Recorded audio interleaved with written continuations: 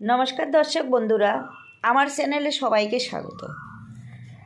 আমাদের আজকের রেসিপি দেখো, আমি আজকে তোমাদের শেখাবো কি করে সাধারণ মতো মসুরের ডাল করা যায়। দেখো, আমি এই কাপে 1 কাপ 150 গ্রামের মতো মসুরের ডাল নিয়ে নিলাম। এবার আমি এটাকে ভালো করে 2-3 বার রগড়িয়ে ধুয়ে নেব। খুবই সহজ এভাবে ডাল করা।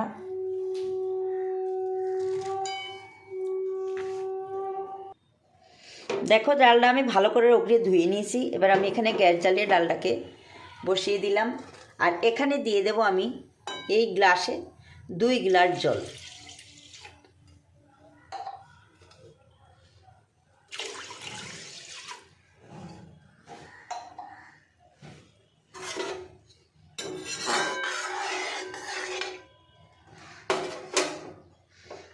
দেখো, মোটামুটি 3 জন বা 4 জন এই ডালটা খেতে পারবে।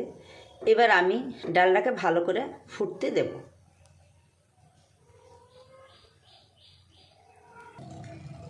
দেখো, ডালটা উতলিয়ে গেছে। এবার আমি, তোমরা মনে করো যে মসুরের ডালের ফেনাটা অবশ্যই উপর থেকে কেটে দিও, না তো ডালের মধ্যে একটা গন্ধ হয়।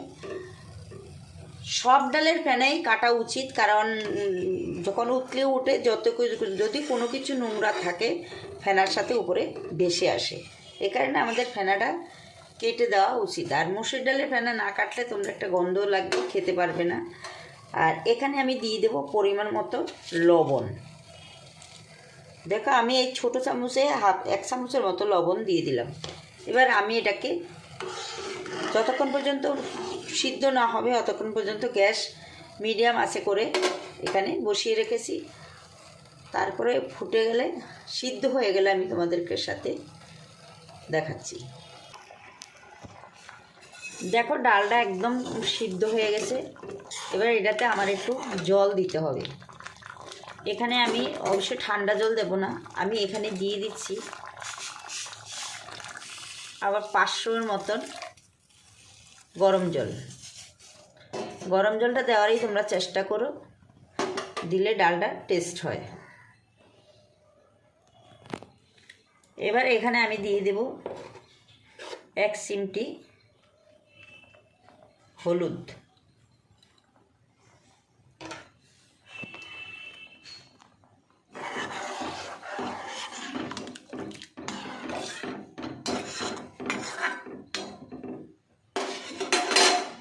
এখানে দেখো, ডালটাকে এবার আমি ডালের কাটা দিয়ে ভেঙে দিচ্ছি। ভেঙেও দিলে হয়, বা তোমরা এইভাবে ঘেটে নিলেও ডাল সিদ্ধ। এই দেখো, আমার ভাঙতে হয়নি ডালটা। ডালের কাটা দিয়ে যে নাড়া দিয়েছি তখনই ডালটা গলে গেছে। দেখো, ডালটা পুরো গলে গেছে। এবার আমি ডালটাতে ফোড়ন দিয়ে দিচ্ছি। দেখো, ডালটা ফোড়ন দেওয়ার জন্য এখানে আমি একটা ছোটো ফ্রাই প্যান বসিয়ে দিয়েছি। এখানে দিয়ে দেব আমি 1.5 চামচের মতো সরষের তেল।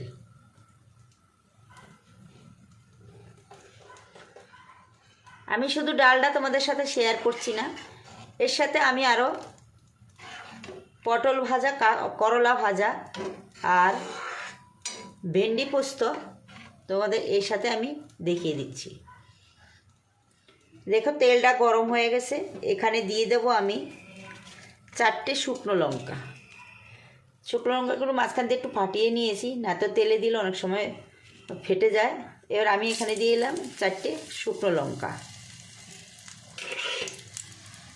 এর সাথে আমি দেখো 2টো পেঁয়াজ কুচি নিয়ে এসেছি।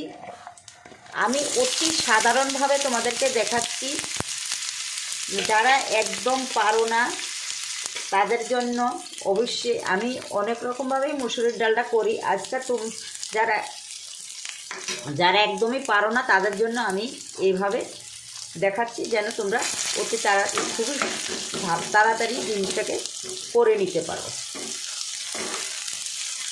এবার দেখো, এটাকে আমি বাদামি কালার করে ভেজে নেব। এখানে তুমি দিলে সাদা জিরেও দিতে পারো, আমি দিলাম না। আমি একবারই বলছি, যারা একদমই পারো না তাদের জন্য আমি রেসিপিটা দিলাম।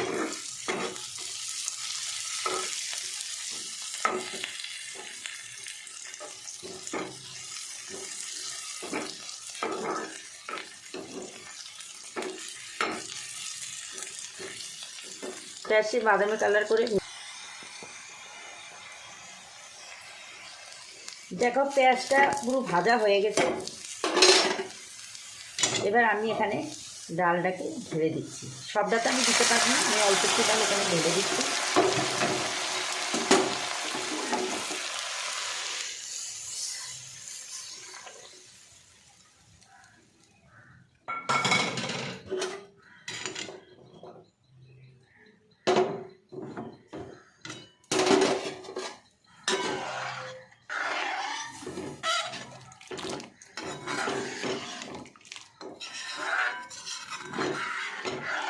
এই ডালটা তোমরা যখন ফোড়ন দিয়ে বসাবে তখন অবশ্যই ডালটাকে বেশি ফুটতে দেওয়া যাবে না।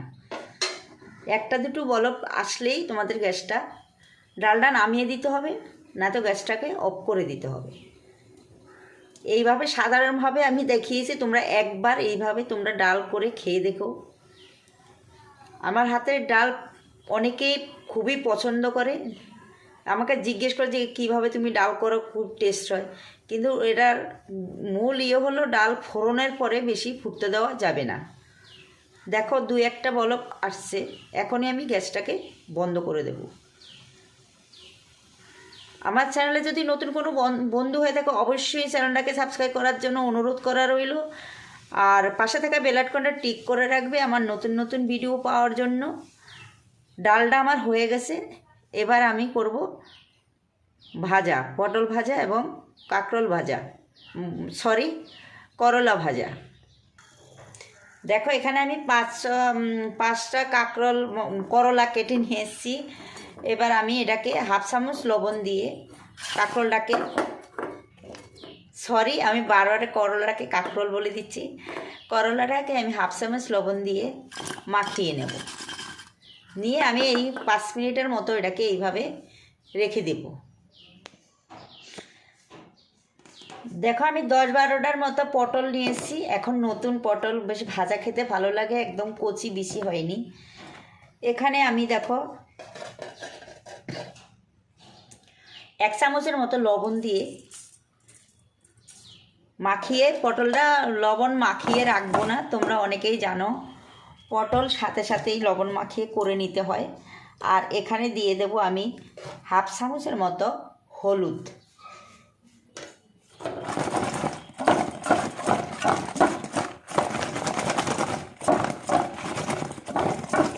দেখো নুন আর হলুদ আমি মাখিয়ে নিলাম। এবার আমি এখানে একটা কড়াই বসিয়ে দিচ্ছি। কড়াইটা গরম হলে তারপর তোমাদেরকে দেখাচ্ছি। খুবই এটা যে কোনো করতে পারো, তাও আমি তোমাদের সাথে করছি, যেহেতু ডাল আর আজকে নিরামিষ করছি তাই তোমাদের সাথে আমি শেয়ার করলাম। দেখো কড়াই বসিয়ে আমি তেল দিয়ে দিয়েছি, তেলটা গরম হয়ে গেছে। এবার আমি এখানে পটলগুলো দিয়ে দিচ্ছি।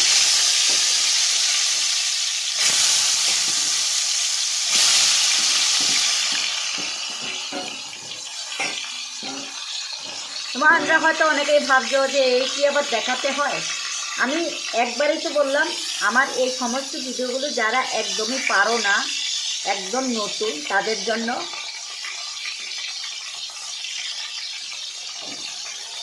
অনেকেই নিজেরা পড়ালেখার জন্য বাইরে থাকো, কিছু একটা অপশান রান্নার মতো, যে আমরা তো রান্না পারি না, কিন্তু দেখো খাওয়ার মতো মোটামুটি যদি কিছু জানা থাকে তোমরা এই সাধারণ মতো এটুকু করে খেয়ে নিতে পারো। তার সাথে ধরো একটা ডিমের অমলেট করে নিলে খাওয়া হয়ে গেল।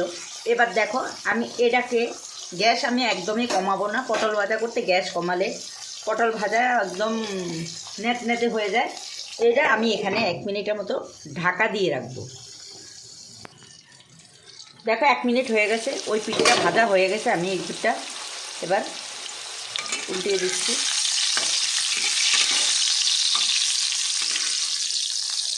বাস এই পিঠটা 1 মিনিট ভেজে আমি পটলগুলোকে তুলে নিচ্ছি। দেখো পুরো ভাজা হয়ে গেছে।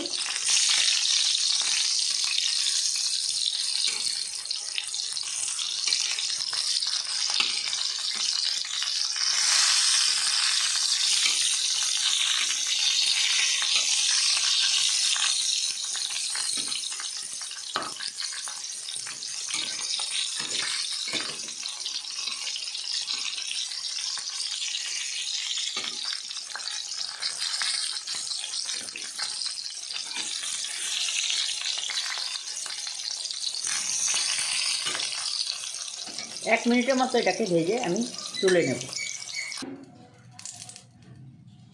দেখো আমি পটলটাকে তুলে নিয়েছি। ওই তেলটার মধ্যে আমি করলাটাকে ভেজে নিচ্ছি। করলাটাকে আমি 1 চিমটির মতো হলুদ দিয়ে দিছি। দেখো নুনটা তো আগেই মাখিয়ে রাখছি, তোমাদেরকে দেখিয়েছিলাম। এবার এখানে আমি গ্যাসটাকে আঁচটা কমিয়ে দিয়েছি। এখানে আমি করলাটাকে সেম পটলের মতো ভেজে নিচ্ছি। পটলের গ্যাসটা কমাইনি, তবে করলা যেহেতু সিদ্ধ হতে অনেক দেরি হয়, এ কারণে এটাকে আমি গ্যাসটা কমিয়ে 2 মিনিটের মতো, 2 থেকে 3 মিনিটের মতো আমি ঢাকা দিয়ে রেখে দেবো। গ্যাসটা আমি অবশ্যই কমিয়ে রেখেছি, না হলে পুড়ে যাবে, সিদ্ধ হবে না। এবার আমি এটা 2 থেকে 3 মিনিটের মতো ঢাকা দিয়ে রেখে দিচ্ছি।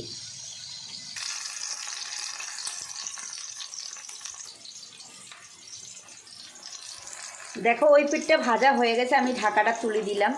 ওই পিঠটা দেখলাম যে ভাজা হয়ে গেছে। এই পিঠটা আমি এবার ওই 1 মিনিটের মতো ভেজে নিচ্ছি। দেখো সিদ্ধ হয়ে গেছে, পুরো সিদ্ধ হয়ে গেছে। এবার যার শুধু এই দিকটা আমি একটু দূর ভেজে করলাটাকে তুলে নিচ্ছি। দেখো আমার মোটামুটি 3টে আইটেম হয়ে গেল, আর একটা আইটেম, যেহেতু আমি এই যে 4টে আইটেম একসাথে তোমাদের সাথে শেয়ার করব বলেছি, আর একটা আইটেম বাকি আছে। এবার আমি এটাকে ভেজে তুলে, দেখো করলা ভাজাটা তুলে আমি তেলটাকে ঢেলে নিয়েছি। যেহেতু করলা ওই কড়াইটাতে আমি করছি, যেহেতু করলা ভাজার তেলটাতে করলে তিতো লাগতে পারে, এ কারণে আমি তেলটাকে তুলে নিয়েছি। এবার কড়াইটা আবার বসিয়ে দিয়েছি। আর এখানে নিয়ে এসেছি আমি ভেন্ডি, ধুয়ে কেটে নিয়েছি। প্রত্যেকটা ভেন্ডি দেখো আমি মাঝখান দিয়ে কেচে নিয়েছি, ধীরে ধীরে করে কেটে নিয়েছি, এই কারণে যেন মশলাটা ঢোকে। দেখো এইভাবে দেখো ভেন্ডিটা, এই যে কাটা মাঝখান দিয়ে সব কেটে নিয়েছি, যেন নুন টুন সব কিছু ঢোকে। এবার আমি এখানে দিয়ে দেব, যেহেতু সর্ষে পোস্ত দেবো আমি, তেলটা অবশ্যই কম দেবো। আমি 1 চামচের মতো এখানে তেল দিয়ে দিলাম।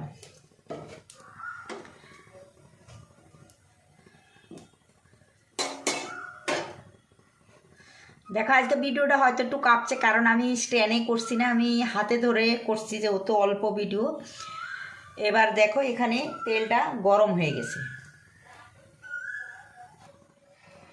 দেখো তেলটা গরম হয়ে গেছে। এখানে দিয়ে দেবো আমি 1 চামচের মতো কালো জিরে। দেখো কালো জিরেটা আমি এখানে দিয়ে দিলাম। আর এখানে দিয়ে দেবো আমি, এখানে 500 মতো ভেন্ডি নিয়ে এসেছি। আমি এখানে 500 মতো ভেন্ডি কেটে দিয়ে নিয়েছি, তোমাদের আগেই বলেছি। এবার আমি ভেন্ডিটাকে এখানে দিয়ে দিয়েছি। একটা ভেন্ডিও আমি মাঝখান দিয়ে কাটিনি, গোটা রেখেছি, কারণ গোটা ভেন্ডি ওরকম করে করলে দেখতে সুন্দর, খেতেও ভালো লাগে। যেহেতু নুন ঢোকার জন্য আমি মাঝখানটা কেটে নিয়েছি, এখানেও কোনো সমস্যা হবে না, নুন মশলা সবই ঢুকে যাবে।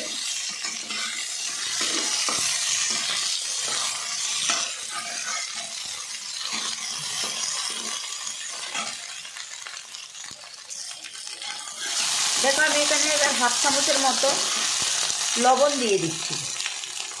অবশ্যই লবণটা তোমরা তোমাদের আন্দাজে দিও। 1/2 চামচের মতো লবণ দিয়ে দিলাম। আর এখানে দিয়ে দেবো আমি 1/2 চামচের মতো হলুদ। আর বাদ বাকি মশলাগুলো আমি দেওয়ার সময় তোমাদেরকে দেখিয়ে দিচ্ছি। এবার আমি এটা এখানে ভালো করে নেড়ে 2 মিনিটের মতো আমি এটা ঢাকা দিয়ে রাখছি। আর এদিকে আমি সর্ষে পোস্তটা যেহেতু শিলনোড়ায় বাটবো, মশলাটাও আমি বেটে নিয়ে আসছি। আর এটাও এদিকে আমি ঢাকা দিয়ে রাখছি 2 মিনিটের মতো। এটা এদিকেও হবে, আর ওইদিকে মশলাটা আমি করে নিয়ে আসছি। দেখো ভেন্ডিটা প্রায় সিদ্ধ হয়ে গেছে। এখানে দেখো আমি একটা পাতিলেবুর রস নিয়ে এসেছি। আমি পাতিলেবুর রসটা পুরোটাই এখানে দিয়ে দিচ্ছি, কারণ এখানে আমি টমেটো ব্যবহার করব না। আর এখানে দেখো 2টো কাঁচা লঙ্কা, বড় চামচে 1 চামচ পোস্ত, আর 1 চামচ সাদা সর্ষে, এটাকে আমি এখানে দিয়ে দিচ্ছি।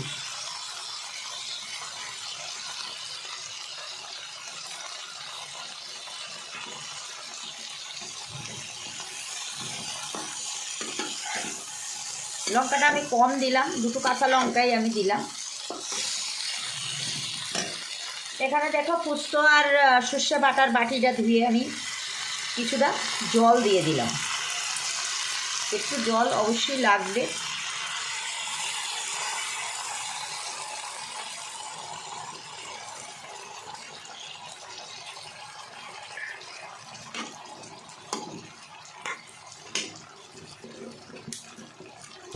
এখানে দিয়ে দেবো আমি 1/2 চামচের মতো চিনি।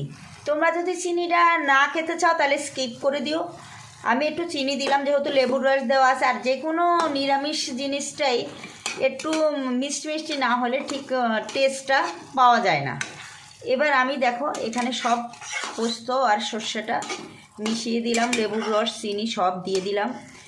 এবার আমি এটাকে আবার নাড়া দিয়ে 2 মিনিটের মতো ঢাকা দিয়ে রাখবো। দেখো কত অল্প সময়ের মধ্যে ভেন্ডি পোস্ত হয়ে গেল।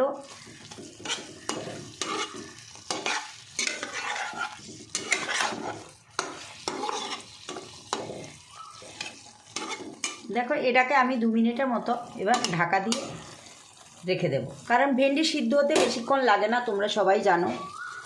এবার আমি এটা ঢাকা দিয়ে রাখছি।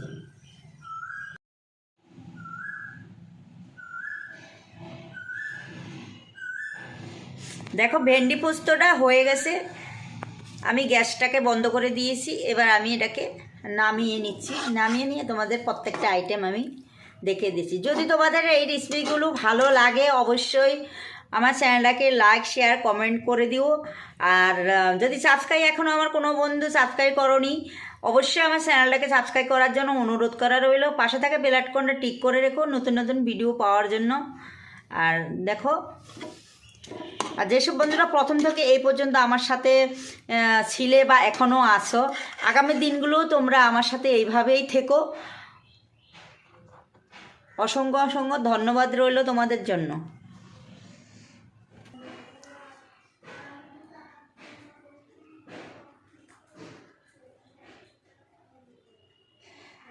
দেখো এই প্রত্যেকটা আইটেম আমি তোমাদের সাথে শেয়ার করলাম। যদি তোমাদের ভালো লাগে, আমি আবারও বলছি, যদি তোমাদের ভালো লাগে অবশ্যই লাইক শেয়ার কমেন্ট করতে ভুলো না। অতি সাধারণ রেসিপি যদিও, তাও তোমাদের সাথে শেয়ার করার জন্য করতে পারলাম, এর জন্য আমি খুবই আনন্দিত। এইভাবে আমাদের পাশে যারা আছো এইভাবেই পাশে থেকো। এখানেই ভিডিওটা শেষ করছি। আবার দেখা হবে নতুন কোনো ভিডিওর সাথে। নমস্কার, থ্যাংক ইউ।